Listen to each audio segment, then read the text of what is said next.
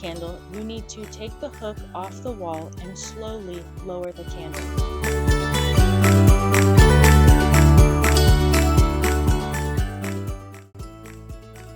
New eternal candles can be found in the altar guild cupboard.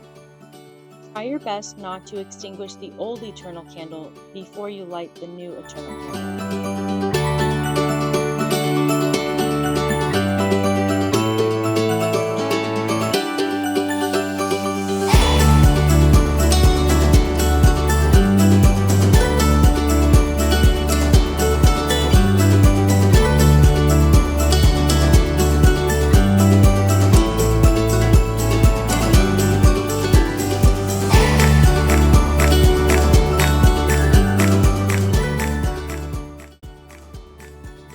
When checking the altar candles, make sure that there is at least 1 inch of wax for every service that there will be that week.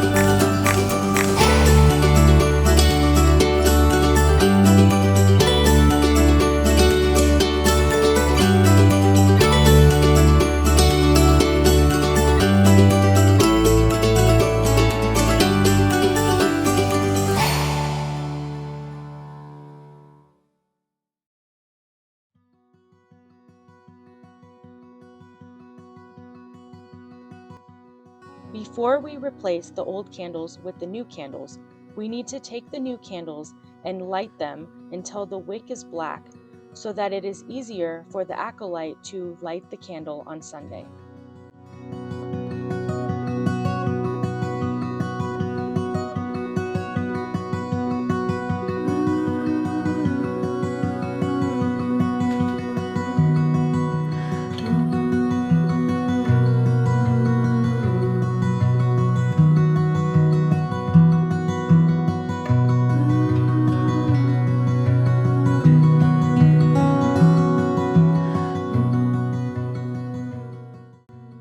After removing the candles from the springed candle holder, check the springs to make sure that there is no wax buildup. If there is wax buildup, use the proper cleaning supplies to clean the wax out of the holder.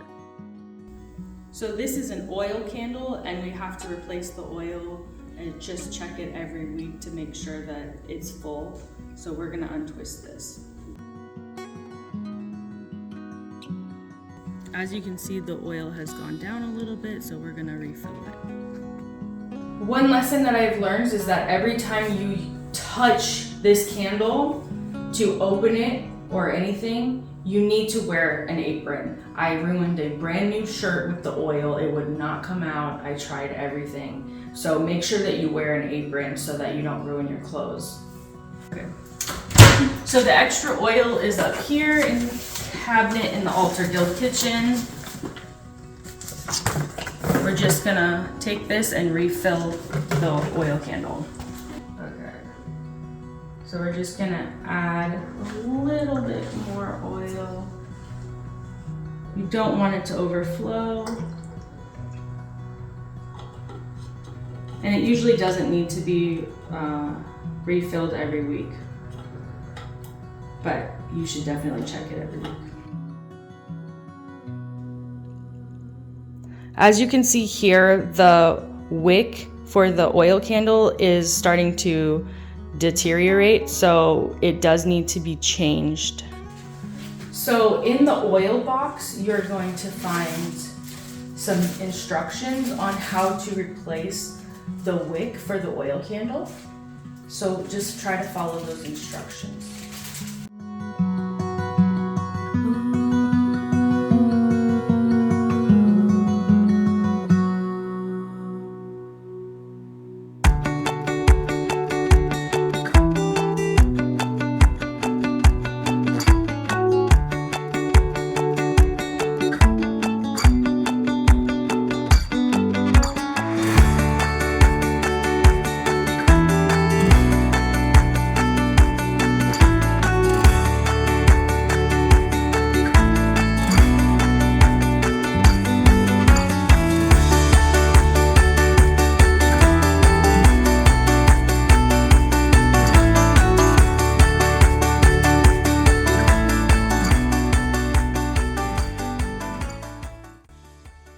avoid deteriorating or scratching the communion rails, only use the instant spray and a t-shirt rag or soft towel to clean the railings.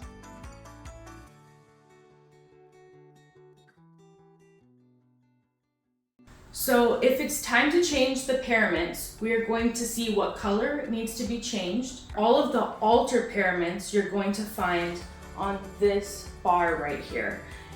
It's being covered by a sheet so that we can keep it clean and not get it all dusty. So you're just gonna pull the sheet back and then you're gonna try to find the parament color that you need. If we need to have a red parament, we're gonna find it right here. The purple paraments, blue paraments, all of the paraments for the altar are gonna be found right here.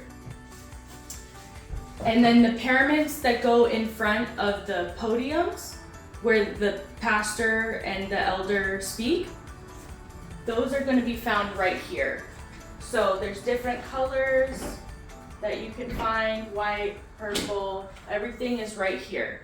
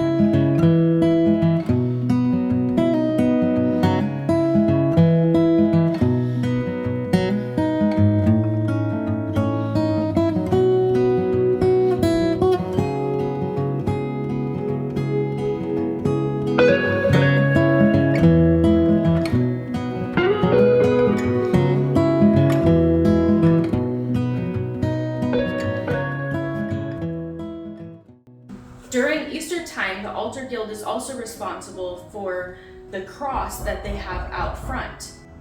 The cross always has the colors changed, just like how the colors changed for the paraments.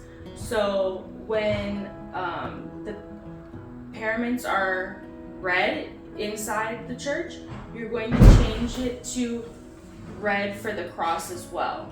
The cross itself is put together by the elders or another group, and then we are the ones that change the colors whenever it needs to be changed. So all of the cross stuff for Easter will be found hanging in here.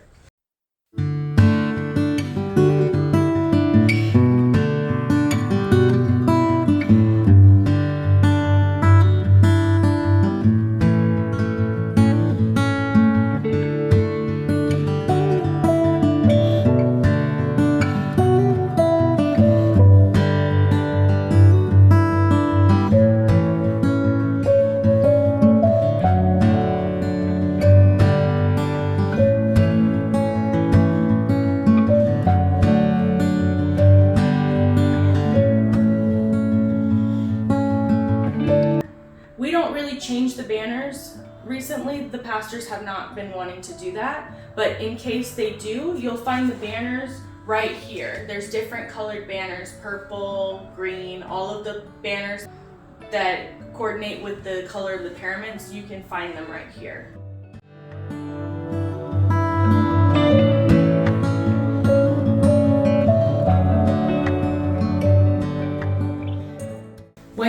into the Altar Guild kitchen every week, you're going to see that there's a bulletin. It should have the bulletin for this current week.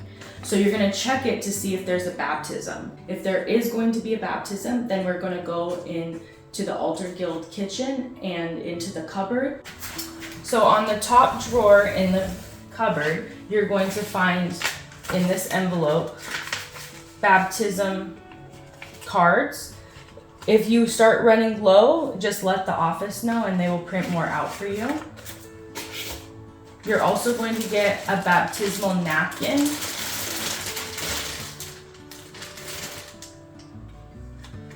And then you're also going to get a baptism candle. Altar Guild is also in charge of setting up for baptisms. We do not put the water in, the elders do that, but we do get together the baptismal candle, a little baptismal card, and the napkin that pastor wipes the water with.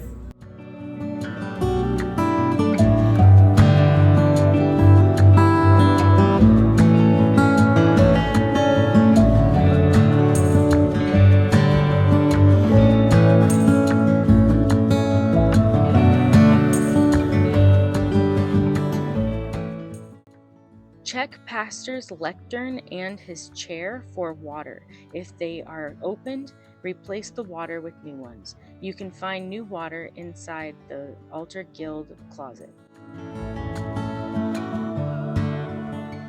When we are setting up communion, the first thing we're going to do is we are going to grab the wine tray. We are also going to grab, this is extra wine trays in case we need extra.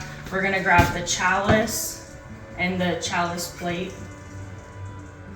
And we're also going to grab the communion wafer plate. The communion wafers can be found in this red box in the Altar Guild closet.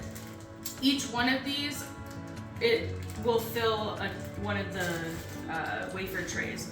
So I typically use 2 of these, 1 for each tray, and then after service we take this Ziploc bag and we put any leftover in here, and then we clean out the wafer tray. Do not leave the wafers in the tray all week. Clean them out and put it here. When you're looking for the wine cups, you're gonna find a bunch of them down here.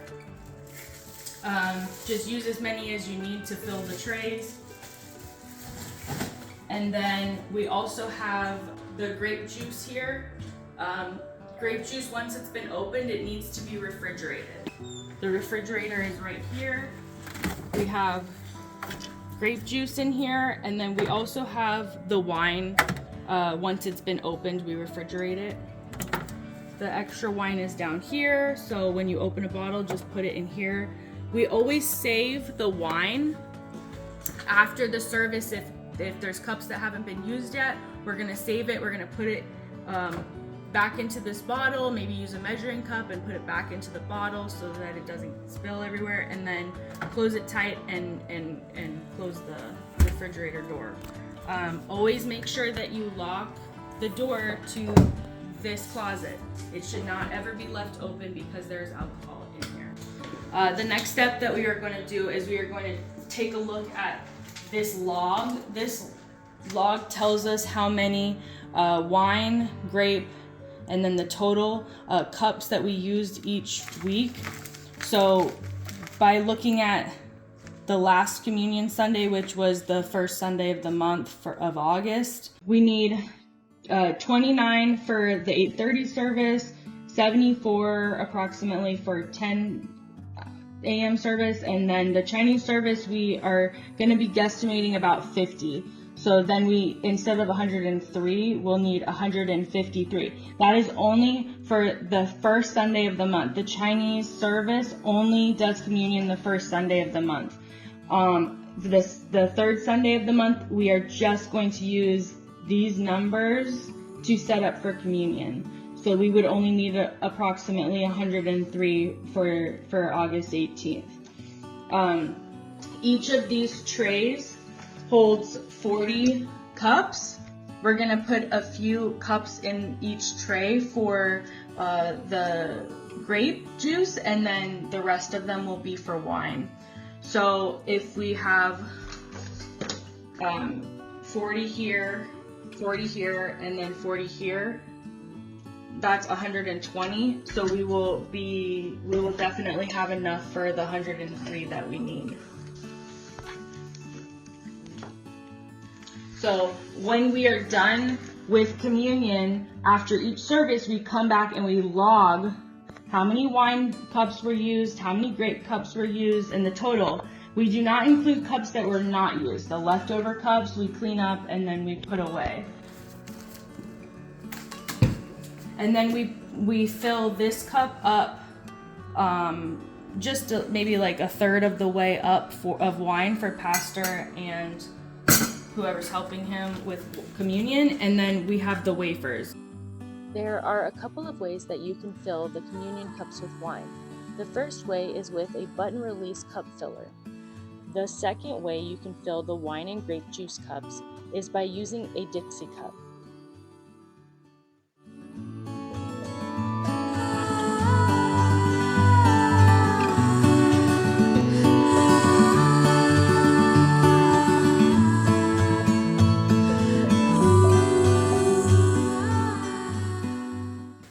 The linen is going to be found in the altar guild cupboard, and there's 2 rows of linen.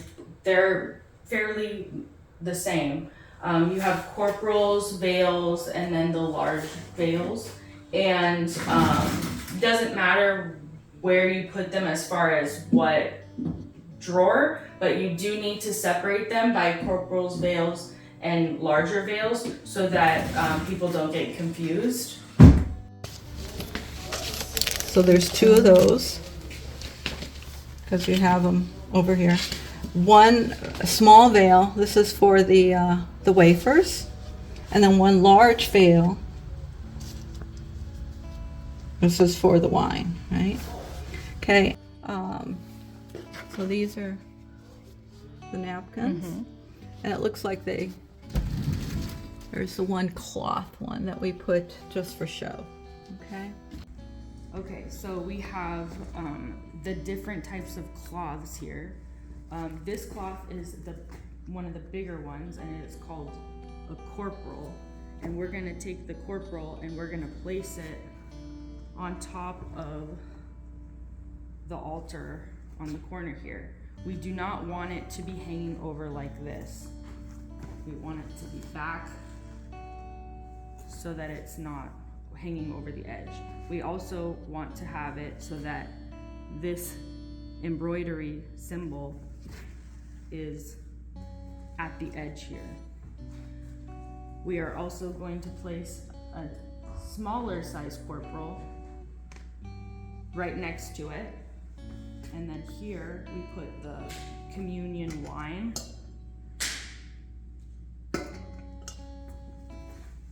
And then right next to it, we put the communion wafers. So now we're gonna take 4 napkins and then this very small cloth with the embroidery on it. This is called a purificator, which is just a fancy napkin. And we're gonna take the fancy napkin, we're gonna put it on bottom, and we're gonna take the 4 disposable napkins and put them on top. The purificator, we are going to wash it if it gets dirty. If pastor doesn't use it, then we will put it back in the kitchen. But if he does use it, we need to wash it. And then these other napkins, they'll just be thrown away if they've been used. Okay. We also have the chalice here. Pastor would like the chalice to be filled maybe just up to right here, so that it'll be just for pastor and the elder to drink. And then we take another veil. We'll take a veil and we'll place it over like so. We'll take the other medium-sized veil, place it there. Make sure that you have the cross symbols facing the audience. And then we will place this other veil right on top. And we're going to make sure that it does not hang over. Like, we don't want this. We don't want it hanging over the front end either. We're gonna just tuck it in. It doesn't have to be in any particular way, just make sure that it's not showing anything.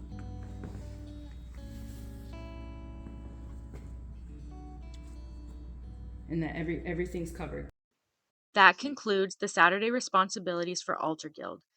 Be sure to lock the outside door to the church leading to the parking lot before you leave, as well as lock the Altar Guild closet.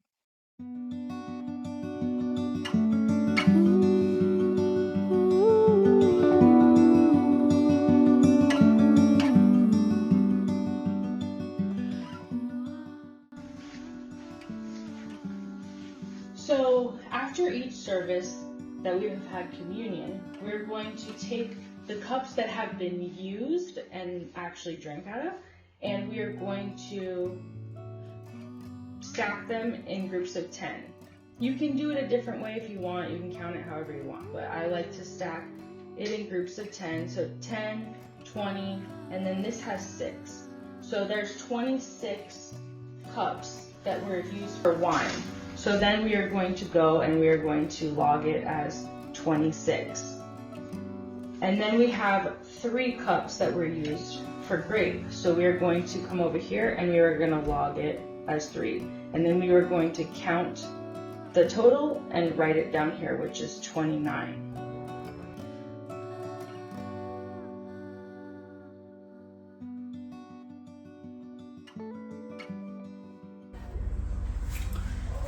After communion, we are going to take the unused clear cups and the used and unused tinted cups and put them in a bowl. We are not ever going to throw the tinted cups away because we cannot get any more of them. So we're going to fill it with water. We're going to put a little soap in it, and we're going to put a little bleach.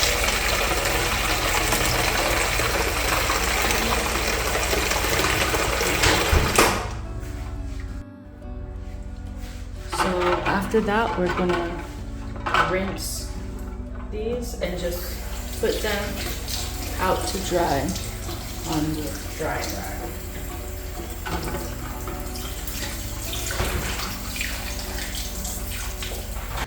When we come into the Altar Guild kitchen the week after Communion Sunday, we're going to clean up the dishes that are in here. So these belong in the cupboard that's just by the sink.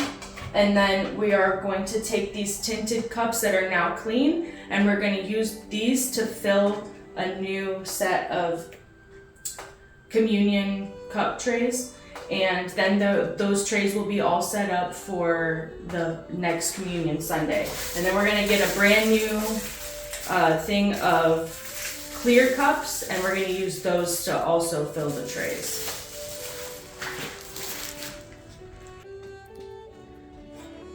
So you're gonna take the clean tinted cups, you're gonna put 7 in each tray, and then you're going to fill the rest up with brand new clear plastic cups.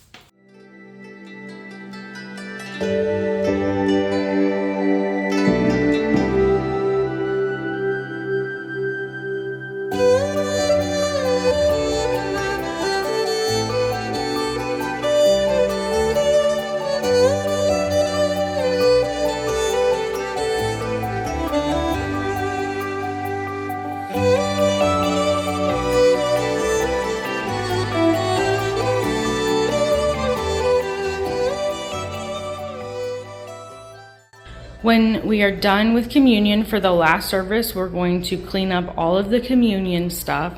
So we're going to take all the extra wafers from both, and we are going to go to the Altar Guild closet. We are going to get the Ziploc bag, And with clean hands, we are going to put the remainder of the wafers in here for next week. For the extra wine, we are going to pour it in the grass outside. You do not pour the wine down the drain. And for this, we can just throw the grape juice down the drain. And any of the cups that have wine in it, if there are any, of the little cups, looks like we are all out. We are going to pour any of these clear plastic cups that still had wine in it that are in here that are unused. We are going to pour those back into the bottle so that we can save it for next time. The grape juice we do not save, we just throw it away. When you're cleaning up for communion, you need to make sure that the linens are also clean before you put them away. So if there are any dirty linens, you will find them inside this box, but there's not any right now. Let me show you what you do if there are dirty linens. So in this cupboard right here, you're gonna find that there's a kettle. This kettle is to be used only with water. And what we use this kettle for is for cleaning the linen. So if you see a stain on the linen, you're going to pour hot water over it to help the stain be removed.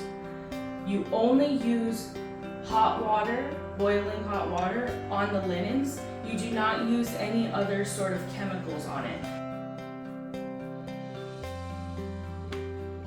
If you come into this closet, You are going to find a hanger that you can hang the linens on to dry.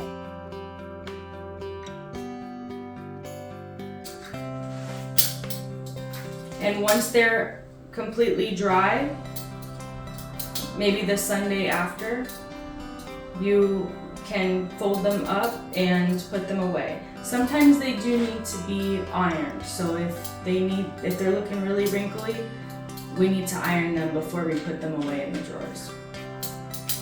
And then we are not going to hang dry these inside the closet. It doesn't get enough airflow, so we're going to just hang it on a hook in the kitchen somewhere, maybe on one of the cupboards.